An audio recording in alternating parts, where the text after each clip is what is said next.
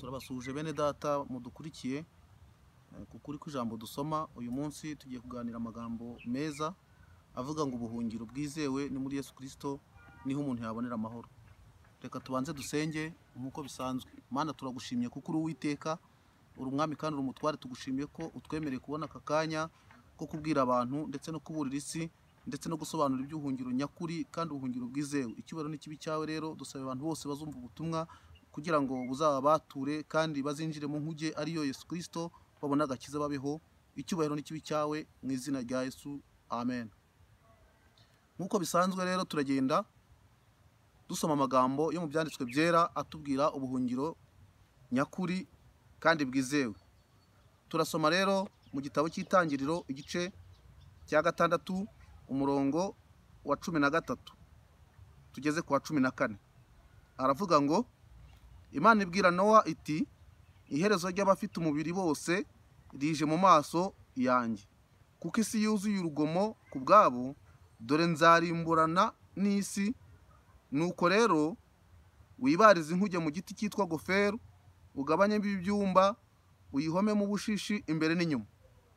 Imana yacu ishimwe kandi Imana yacu ihabwa icyubahiro.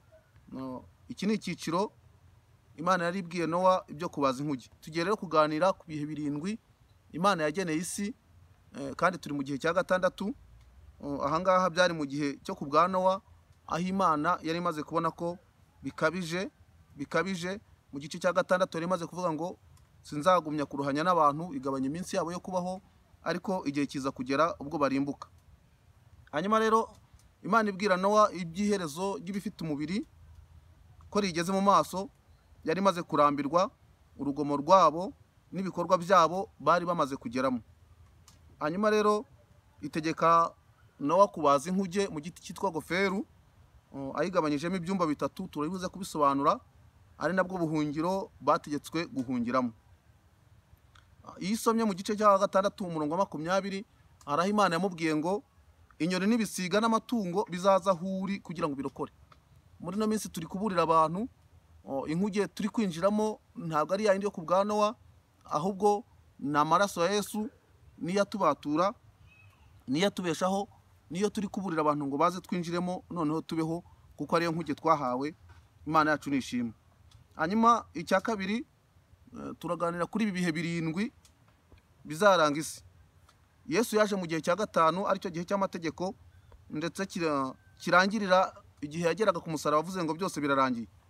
Turi mu gihe cy'ubuntu rero, nacyo cyenda kurangira, kandi kizarangizwa n'uko itorero rizamuwe, hakazakurikiraho ingoma y'imyaka 1000 mu gihe cya 7. Bikazaba rero birangiye tukaba mu isi nshya nyuma y'aho ngaho. Reka tubabwire rero ibyo bihe 7 byagiye biranga isi, kandi byagezaga igihe bikarangira hagatangira ikindi gihe. Igihe cy'ubutungane rero cyatangiriye Imana irema Adamu na Eva baba mu Edeni, ariko kiza kurangira mu Itangiriro igice cya 3 umurongo wa 23. Icyo gihe cyararangiye, hatangira ikindi gihe cy'umutimanama, nacyo cyaje kurangira mu Itangiriro igice cya 6 umurongo wa 13. Icyo gihe nacyo cyaje kurangira, hatangira ikindi gihe cy'ubuyobozi bw'umuntu ubwo abantu biyoboraga, nacyo kiza kurangira mu Itangiriro igice cya 11 umurongo wa 8 kugeza ku wa 9. Iki gihe nacyo cyaje kurangira, hatangira ikindi gihe cy'amasezerano. Iki gihe cy'amasezerano nacyo cyaje kurangira mu Itangiriro 15 umurongo wa 12 kugeza kuri 13. Haza rero igihe cy'amategeko, nacyo cyaje gutangira mu Kuva igice cya 20 umurongo wa 1 kugeza ku wa 6. Igihe cy'amategeko rero aricyo Yesu yajemo, aje kuducungura, nicyo yajemo, kuko hari haciye ibihe bindi. Urumva ko hari haciye imyaka myinshi. Ibi bihe rero bigenerwa n'imyaka 7,000, kuko igihe kimwe cyagirwaga n'ikinyagihumbi kimwe, ubwo ni imyaka 1000. Ubwo rero Yesu yaje muri iki gihe cya 5, aricyo gihe cy'amategeko, kuko amategeko yari amaze kunanira abantu, aribo bayisabiye ngo abayobore anababesheho. Hanyuma Imana igira umugambi mwiza wo gutekereza gucungura umuntu, akamubatura ku bubata bw'amategeko nk'uko twagiye tubivuga. igihe cy'amategeko rero cyararangiye, nacyo hatangira igihe cy'ubuntu, gitangirira muri Yohana 20 umurongo wa 30. Iki gihe cy'ubuntu nacyo kirangirira ku musaraba, aho Yesu yavuga ngo birarangiye, niho cyatangiriye kikazarangira ubwo itorero rizaba rizamutse, nibwo iki gihe cy'ubuntu kizaba kirangiye. Muri iki gihe cy'ubuntu rero Imana idusigira igihe cyo kuza kwezwa no kuza kugira ngo twiyunge nayo kandi nayo tubone agakiza. Ibi bihe rero byagendaga birangizwa n'ibihano, na cyane cyane ko igihe cyarabaga ariko mu kurangira kwacyo kikarangizwa n'igihano. Tuzagenda tubyisomera hari hano twabarangiye ibihano byagendaga biba kuri abo bantu kugira ngo hatangire ikindi gihe habaga igihano. Iki gihe cyacu cy'ubuntu rero nacyo nikirangira, byanze bikunze kizarangizwa n'igihano cy'abataremeye cyangwa ngo bongere kwakira umwami Yesu, bakira ubwo buntu. Imana yacu nishimwe kandi Imana yacu nihabwa icyubahiro. Imana rero igira umugambi mwiza wo kwiyunga natwe muri Yesu Kristo, kuko Imana mu gihe cya kera, mu gihe cy'amategeko, yavuganaga n'abantu iciye muri Mose, ariko iza kuvuga ngo abantu bagumije kuba babi cyane kandi ndashaka kwiyunga nabo, ndashaka gutunguka mu maso yabo nkavugana nabo. Ica muri Yesu Kristo rero. Yesu Kristo yigira umuntu ari Imana. Nanibutsa abantu ko Yesu yabaye umuntu 100% kandi ari n'Imana 100%. Yemera kubyarwa n'umugore kugira ngo yisanishe n'umuntu, byanze bikunze hakorwa umugambi mwiza wo kuzacungura umuntu. Imana yacu nishimwe kandi Imana yacu nihabwa icyubahiro. Turi mu bihe bikomeye rero, turi mu bihe bigoye, ariko byanze bikunze abantu bagombye kumenya ngo ubuhungiro bwizewe twabukura hehe. Uyu munsi rero naje kubarangira ubuhungiro nyakuri bwizewe. Turi buze gukoresha ibintu bigaragara, urugero nka voka igaragaza ubutatu n'ukuntu Imana ari imwe. Imana yacu nishimwe kandi Imana yacu nihabwa icyubahiro. Hanyuma tugeze ku gusobanura inkuge. Inkuge ya yindi Nowa yabwiwe. Iyi nkuge rero isobanura agakiza twahawe na Yesu, kandi nubwo yari ibajwe mu giti cyitwa goferu, inzira yo kurokoka ubu ngubu mu gihe cyacu ntago ari kubaza igiti, ahubwo ni ugukurikira Yesu cyangwa kwemera amaraso ya Yesu yameneye ku musaraba, agaciro kayo. Hanyuma ibyumba bitatu byavugaga muri iriya nkuge, ubu ngubu twabigereranya n'Imana, Umwana n'Umwuka Wera. Ubu nibwo buhungiro tugomba guhungiramo, aribwo bwashushanyaga biriya byumba bitatu. Hanyuma Imana yabwiye Nowa ngo ayihomeshe ubushishi imbere n'inyuma. Ibi nabyo bifite icyo bisobanuye mu gihe cyacu cy'agakiza. Bivuze ko agakiza kacu ari ukwirinda imbere n'inyuma, ubugingo tukaburinda ndetse n'umubiri wacu tukawurinda. Bigaragara rero ko nta muntu ugomba gukizwa mu gice cy'imbere ngo akize ubugingo, ariko umubiri wo awandarike cyangwa umubiri wo awutesha agaciro. Imana yacu nishimwe. Hanyuma yabwiwe ijambo rikomeye, arabwirwa ngo inyoni n'inyamaswa bizazahuri. Ibi bifite icyo bisobanuye nabyo mu gihe cyacu cy'ubu ngubu, kuko bivuze ko mu gakiza ni twebwe tugomba gusanga umwami Yesu akaturokora. Imana yacu nishimwe. Ibi nabigereranya nuko agakiza ari ak'umuntu ku giti cye, kandi ari umuhamagaro w'umuntu ku giti cye, aburirwa kugira ngo byanze bikunze niyumviye inkuru nziza yuko Yesu yabonetse, afata umwanzuro n'umugambi mwiza wo gutera urutambwe asange Yesu amukize. Urutambwe rumwe uzatera, Yesu nawe azatera 99 agusanga. Iyo urebye ahantu inkuge yari iri, natanga nk'urugero wenda nk'inyamaswa yari iri muri Australia, ngira ngo niho ku mpera y'isi, isabwa kuzajyaho inkuge izabiri, byayisabaga urugendo rukomeye, byayisabaga kwigomwa, byayisabaga kugira ibintu isiga.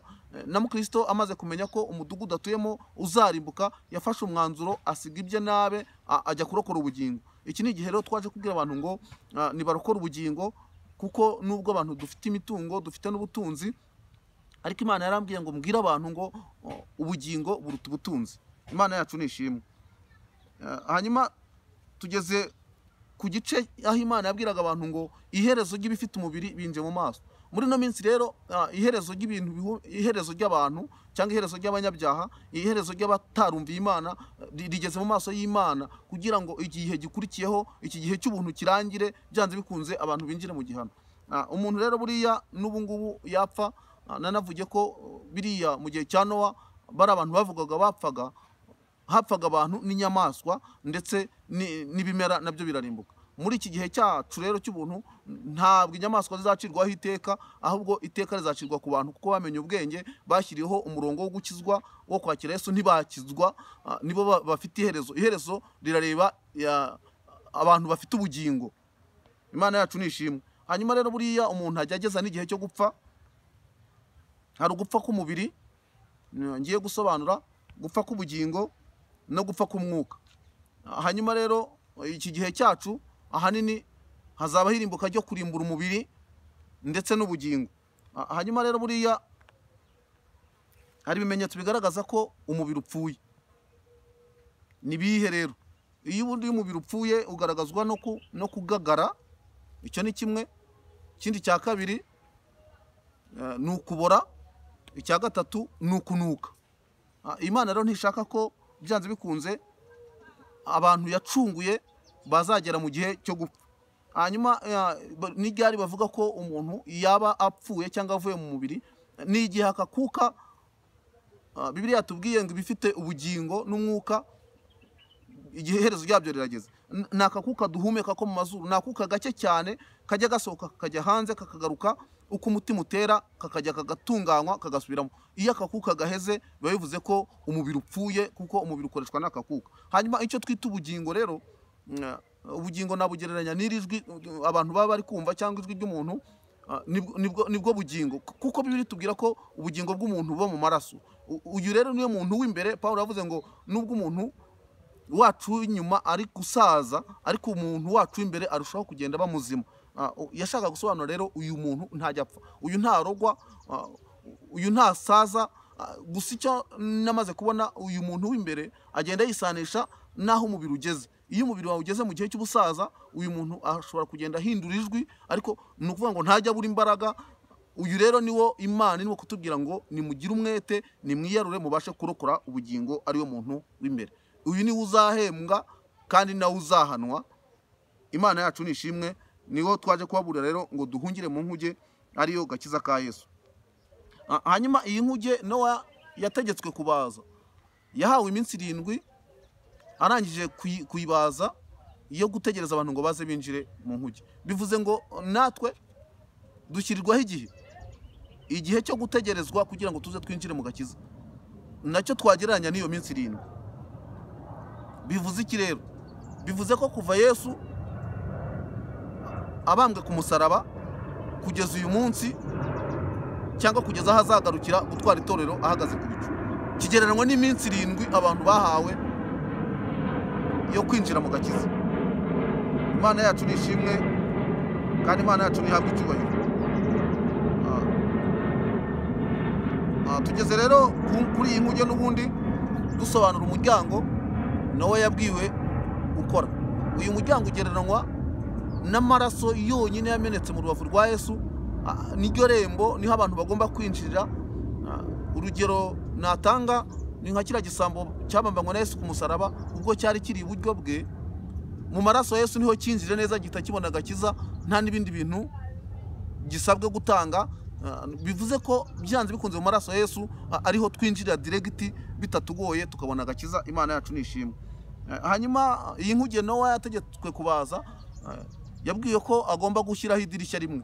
Idirishya rimwe naryo narisobanura, bivuze ko muri Yesu Kristo niho honyine hashobora kubanirwa amakuru. Iri dirishya ryari ryo kumenya amakuru y'ibiri kubera hanze, niyo imvura iri kugwa naho igeze, cyangwa ibimenyetso bigaragaza guhita kwayo. Nta handi rero bacungiraga muri iryo dirishya. Bivuze ko abantu bakijijwe, natwe twahawe umurongo, iri dirishya ari ryo Yesu tugomba gucungira ubuzima bwacu n'imibereho.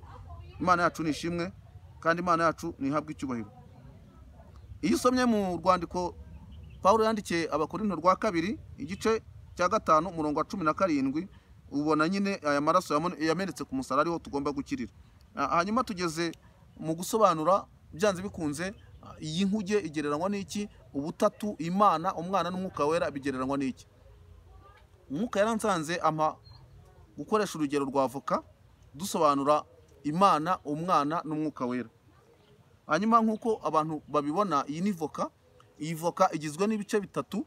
Igice cya mbere ni uruhu rw'inyuma, igice cya kabiri ni uruhu rw'inyama nakwita avoka, hanyuma igice cya gatatu ni urubuto ruba rurimo imbere.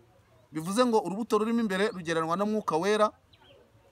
Hanyuma igice cy'umubiri wa voka ari nacyo kigize voka nakigereranya n'Imana, bivuze ngo ni Imana nyirizina. Hanyuma igice cy'inyuma icyo abantu bari kubona kigaragara nk'uruhu twakigereranya na Yesu.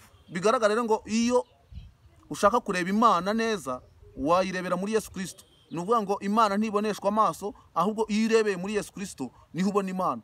Kandi ntabwo wabona Imana ngo usige Mwuka Wera, kuko Mwuka Wera aba ari muri yo. Imana rero kwihishura kwayo, ubutatu abantu bajya bumva buvugwa, bisobanura ko yihishuye mu butatu.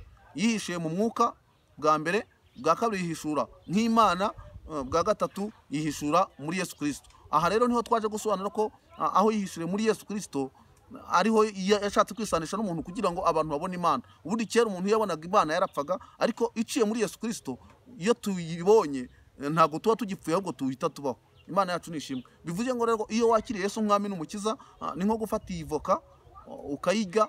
Iyo uyiriye uba wakiriye Imana, uba wakiriye Umwuka. Ibi bintu ntibisigana, ibintu ntibitandukana, ni Imana imwe rukumbi. Imana yacu nishimwe kandi Imana yacu nihabwa icyubahiro. Hanyuma rero iyi Mana iyo yakiriye ikaba ituye muri wowe, nawe utuye muri yo, uba wakira n'imbaraga z'Imana, uba wakire n'ubutsinzi, uba wakire n'ubuzima, uba wakire n'imirimo. Niyo mpamvu turi kubwira abantu ngo nibagira umwete, biyarure, bakire Yesu Umwami n'Umukiza, babone kubaho. Imana yacu nishimwe kandi Imana yacu nihabwa icyubahiro. Turakomeza rero dusobanura ubu buhungiro. Iyo ugeze muri Yesu uba ubonye Imana, kuko nawe ubwe yaravuze ngo umbonye ababonye Data. Ibi rero byajyaga bicanga abantu bakibaza Yesu, ndetse bamwe bakavuga ngo aranigereranya. Ariko Yesu ntabwo yigereranya, kuko Yesu ni Imana. Ni Imana yashatse kwiyunga n'abantu iciye muri Yesu, ariko rukundo rwayo. Ubundi Yesu ni urukundo. Imana rero igizwe n'Umwuka, ikagirwa n'urukundo n'ubumana bwayo. Imana yacu nishimwe kandi Imana yacu nihabwa icyubahiro. Inkuge rero ariko gakiza igifungwa, kuko iyi nkuge yo ku bwa Nowa yagejeje igihe irafungwa.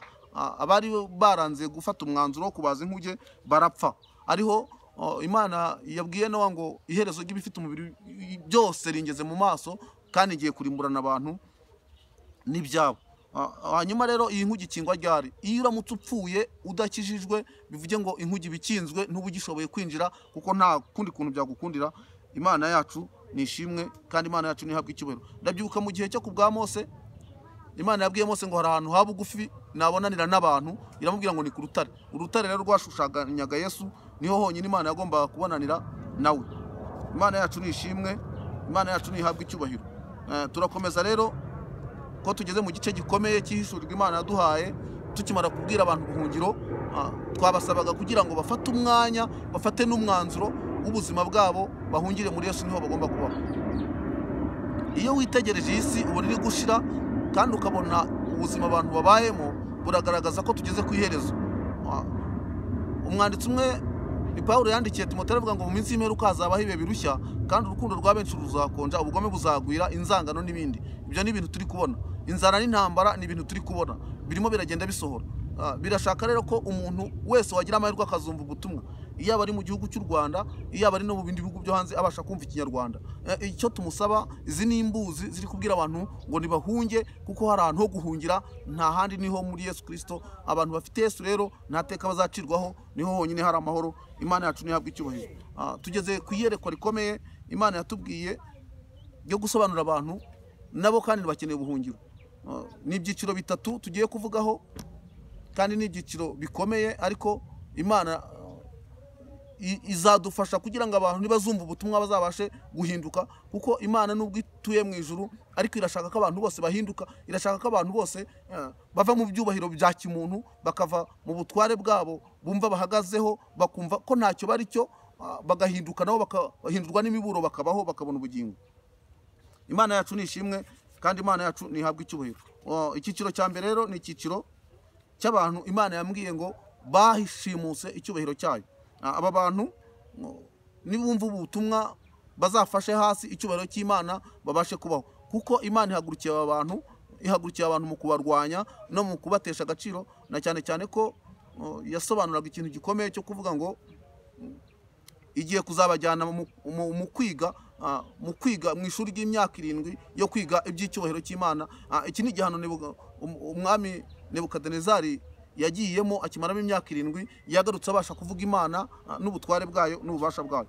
Aba bantu rero ni abantu bafite amazina y'Imana, bitira izina ry'Imana. Aba bantu bakaba bari no mu gice nakwita cyo kuyobya isi cyangwa kuyobya uburari no kuyobya abantu bagombye gufata ubuhungiro bagakurikira Yesu, ahubwo abantu usanga barakurikiye bano bantu kuko biyitiriye Imana bakiyitirira izina ryayo. Umuntu wa mbere ni izina bita Nyir'ubutungane. Imana yarambwiye ngo nimbwire abantu ngo Nyir'ubutungane nta wundi ubaho usibye Uwiteka wenyine, niwe utunganye. Abandi bose ni abantu babyarwa n'umugore kandi bakarama igihe gito cyuzuyemo umubabaro bakanapfa nk'uko bisanzwe. Izina rya kabiri ni ba Nyir'icyubahiro. Imana yarambwiye ngo abantu nibitwe ba nyakubahwa, bitwe n'andi mazina, ariko Nyir'icyubahiro ni Uwiteka wenyine, niwe wo kubahwa. Hanyuma abandi nabita Revera. Revera ni izina ry'Imana, ni izina ry'icyubahiro cy'Imana, ni izina ry'ubutware bw'Imana.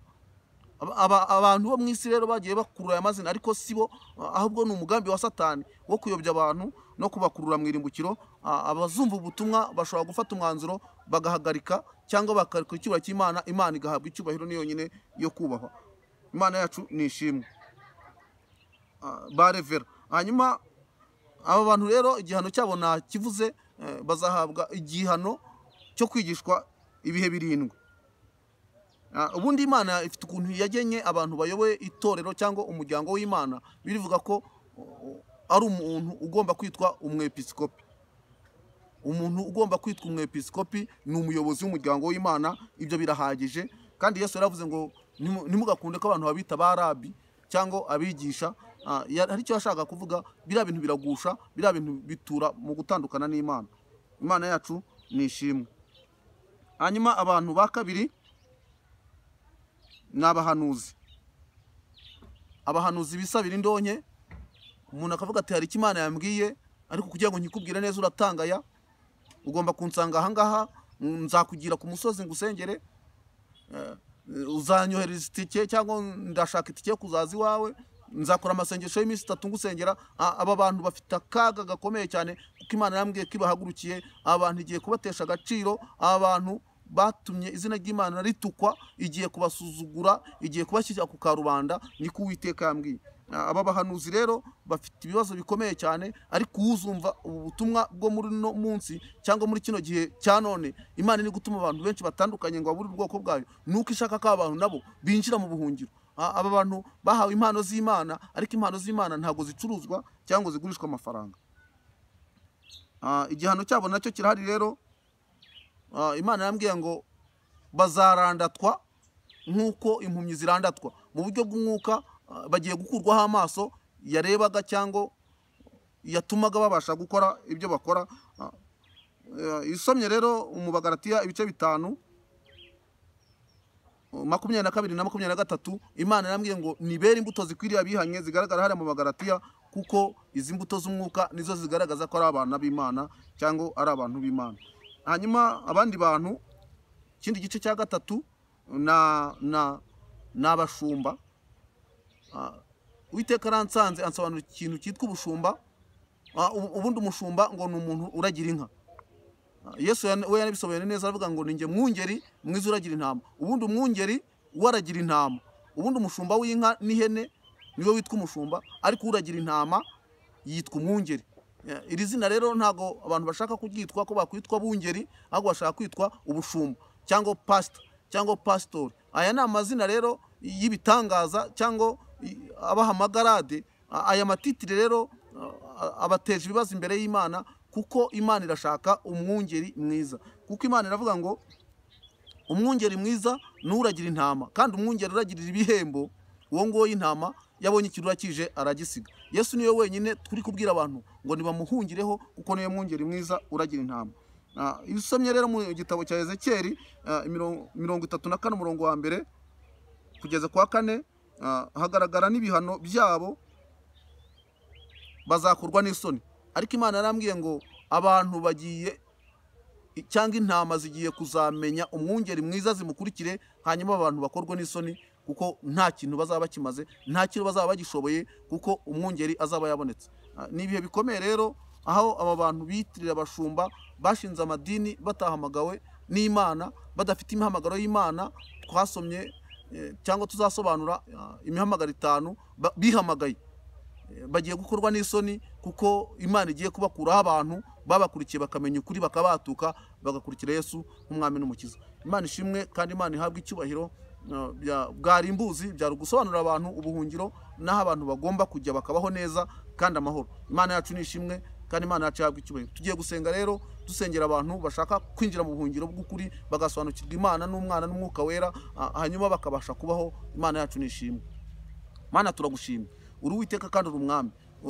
Tugushimira ubutware n'ubushobozi ugira, tugushimira imbaraga n'urukundo ukunda abantu, rwatumye wemera gutanga umwana wa Yesu Kristo ngo aze yemere kuba umuntu acungura abantu, abazamwemera bakitwa abana b'Imana, kandi bagahabwa ubushobozi bwo kwitwa n'abana b'Imana. Ndagushimye rero ko usobanura isi, usobanurira abantu bazatwumva ibi bintu byose, kugira ngo abantu babatuke, bave mu bubata, bamenye ukuri, babeho. Kandi fasha icyubahiro cyawe bakagishimuta. Uwiteka, uyu ni umunsi cyangwa uyu ni umwanya wo kugira ngo bace bugufi, basabe imbabazi, kandi bamenye ukuri, babatuke, bumve ko ari we nyiri ubutungane, bumve ko ari we nyiri icyubahiro, bumve ko ari we revera, hanyuma babashe kubaho. Kandi abantu bahawe impano bakazicuruza, iki ni igihe cyo kugira ngo bafashe hasi, barekure, babashe kubaho, kuko bikuruye akaga. Icyubahiro n'ikibi cyawe, nzi kuri Imana igira impuhwe kandi nibambe, nuko ugomba gusobanurira abantu bose, amahanga yose bakamenya ukuri. Kandi abarwayi nibakiri imbere yawe, abafite ibibazo nibakiri imbere yawe, ubushobozi bwawe nibuze butuyobore, ubwami bwawe nibuze, mu izina rya Yesu, amen.